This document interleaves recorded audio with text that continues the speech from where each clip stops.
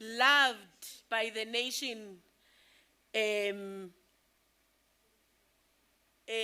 lovingly called by his position, ikhona bekwaziyo ukuthi yazini 16V corner is a goal of kanjani playing soccer at a time where our democracy beyiteka after one of the pioneers in the soccer field, after a 16-year ban by FIFA, after a 40-year suspension due to the apartheid regime, one of the first to wear proudly the South African shirts, part of the team that won us that Africa Cup of Nations. Oh, with pride, with joy, one of the people that we dearly, sincerely look up to, our very own, who still lives, who's amongst us, who takes the time. Khumalo, Doctor. Please help us welcome onto stage 16V, Dr. Khumalo.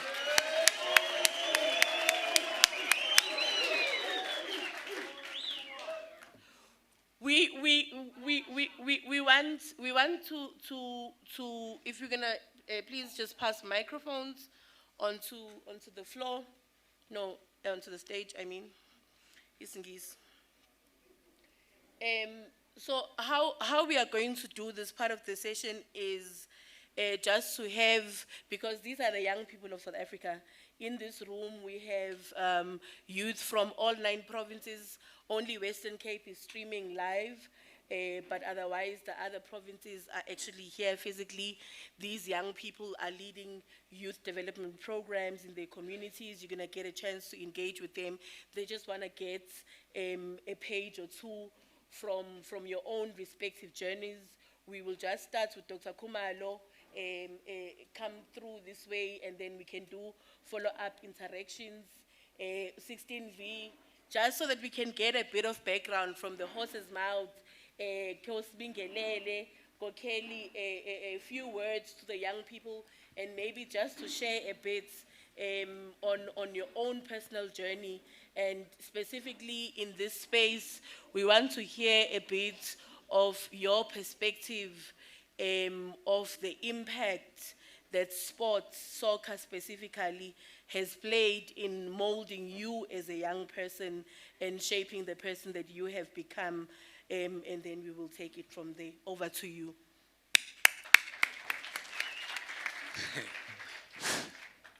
Sanbonan. Ninjani. You right?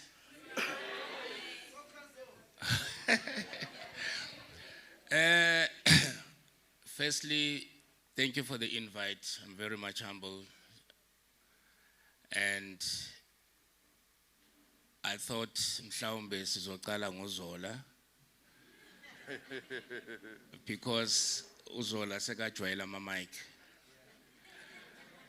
But just without wasting time, let me give you a background. Probably most of you don't understand who am I. I was born in Soweto. Soweto laba bangazi it's in Soweto eDube. So Soweto seJozi. So ningathi Soweto Rustenburg. I happen to be one of those boys that grew up in the dusty streets of Soweto. I was passionate playing street soccer. And to fast forward everything, I was attending high school at Daluonga, which was in Dube. I had a lot of friends. And my career kickstarted when I was approached by Morocco Swallows, and I was playing for their under-14s. But because of problems that they encountered, so they stopped the under-14s. Then I was approached by Kaiser Chiefs because I usually went to stadium with my dad, and I used to steal one of the balls, juggle, and that's where they discovered that, no, there's a talent here. And I was roped in to the under 14s, no, under 13s. Then I went to the under 15s. Then I skipped 17s, went to the under 19s, played for 3 months. Then I was promoted to the senior team at the age of 17 while I was still in matric.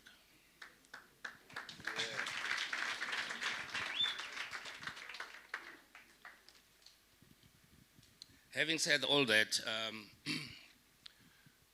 Khumalo, when June 16 was happening in Soweto, when June 16 was happening, we didn't understand what was going on. I was still in primary. But I was happy that there was no school.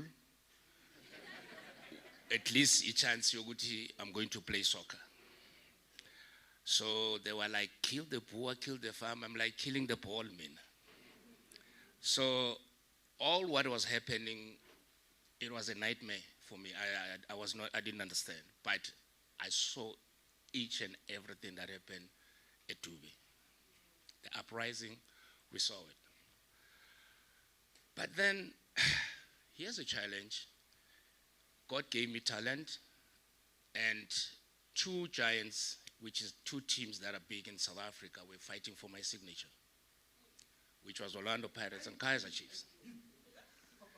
And I used to visit in Bapong, Brett's uncle Gapobi, and this is where Orlando Pirates officials saw me play.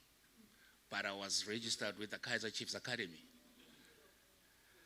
And that was on a Sunday, so we won the tournament. And they were like, hey man, Ntwana Prapro, we have to sign him. So Bobby, early hours of the morning, he took a taxi, went to Commissioner Street to the office of Kaizer Chiefs, and told the father, if you don't do something here, we're losing that boy. And Monday morning, boom, Kaizer Chiefs came, and then I didn't go to school. I went to the chairman's office. I signed a contract, and Pirates called my parents Sunday to say, no, early Monday we'll be there. But I signed for Chiefs 9 o'clock a.m. Pirates arrived 9 p.m. So that's how they lose out.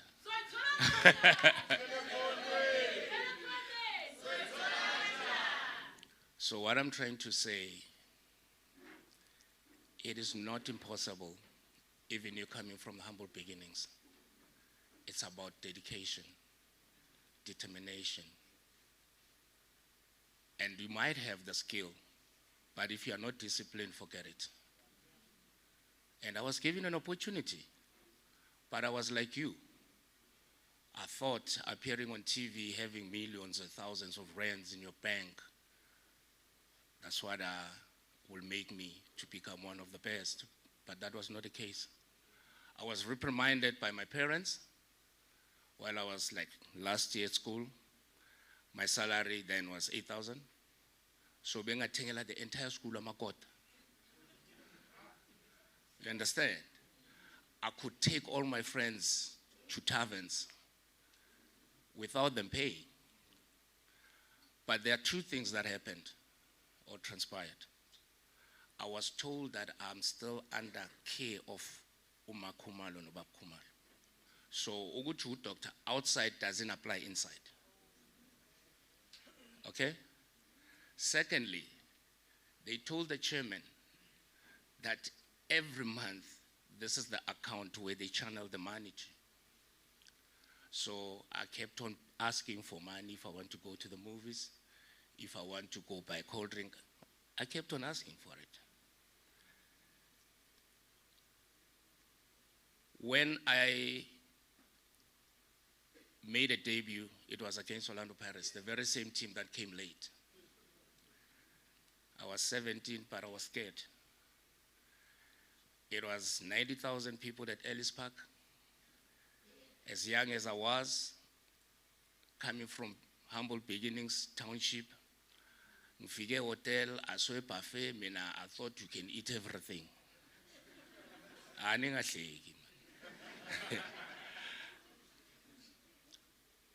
I was surrounded by a star-studded Kaizer Chiefs, which had great players. As a young player, there's one thing that determines or we can learn from in terms of the upbringing. So when the guy is going to teach, I had to wait for the elders to teach first, because my background taught me that.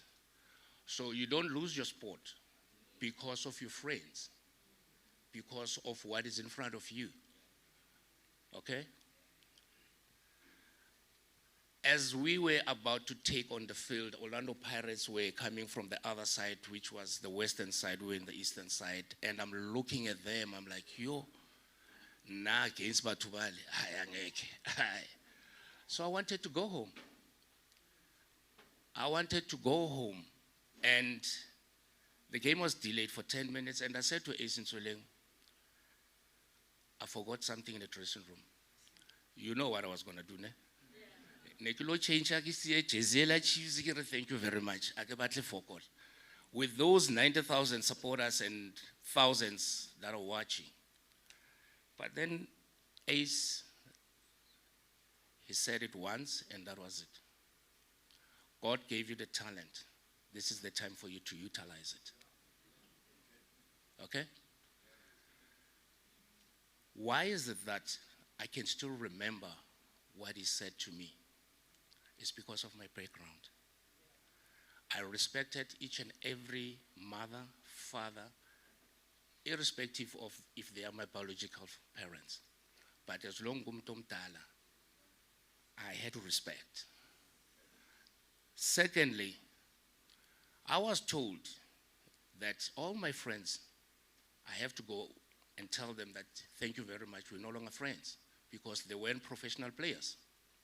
So who you link up with or do something with determines your journey. Because if you go with a wrong crowd, you'll find yourself wanting. So the fortunate part, I told the boys, I said, guys, tough luck. May their soul rest in peace. 11 of them pass on. And the rest is history. But while I was still within the Kaizer Chiefs team, it happened that as young as I was, I started to become a household name in South Africa. Then in Naming, I changed even the walk. I changed how I think. I was over the moon that, I've arrived. All these defenders, they're scared of me. Whenever I appear, Ekasi or Tavern, Kunamaflate. Then the last part, women are being a shady,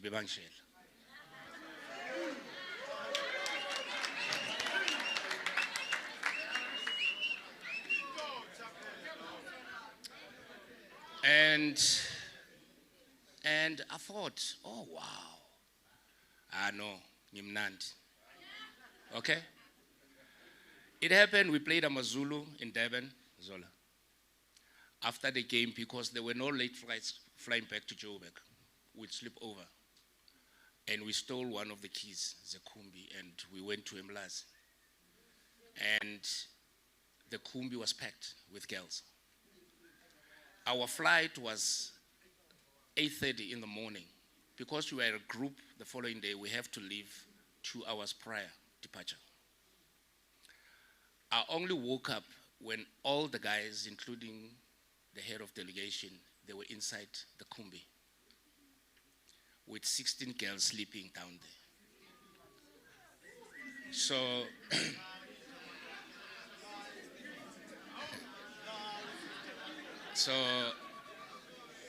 And you guys are lucky because I'm telling you this. I don't usually divulge about myself. I don't. But I just want you guys to listen to me attentively. And that's the reason why I'm still sitting like this. I was summoned to the chairman's office on Monday to answer why was I late?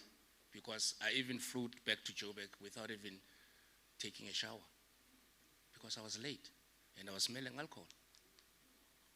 And the chairman sat me down and he said, soccer is a gift, but if you don't take care of it, it will pack its bag and leave. I'm like, I didn't understand. And up until it went on and on and on. Secondly, he said, you are a talented young boy. Give me 10 years of your life, build a brand. 10. If you in jail 10 years, no, it's too much. But unfortunately, I had to listen because he has walked the path. That's what he said. I was like you. Everyone was raving about me, Kaiser this, Kaiser that. Then he said, give me 10 years of your life, and then after 10 years, come back to me. But I had to listen, okay? After 10 years, he asked me to come to his office again. And then he said, what have you achieved? I was having like Puma as a sponsor. Okay. I was voted Football of the Year 1992 after 10 years. I scored the first goal, which was the first international goal for South Africa after readmitted back into FIFA. We played Cameroon in Durban. I signed with Ford.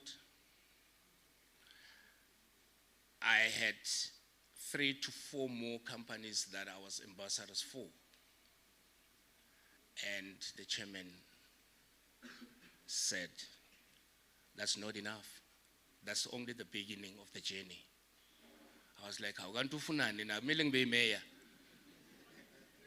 because as a youth, when you are being instructed or advised, you think the person is crazy. And that was not the case. After 28 years, that's when they release the account. My parents, Uguti, now this belongs to you. Now it's time for you to be a man. I couldn't buy a car. I couldn't do anything. But when I was 28 years old, this is when they released the account to say this is yours. So in short, I'm trying to say, you can make money, but if you don't allow money to make you. Did you hear that? Make money, but money mustn't make you, because this is when you're going to deviate from what you want to become. And the talent that you have, it's not yours. You are being borrowed. There's only one thing that will make it secured. It's when you are disciplined. So talent without discipline, there's nothing.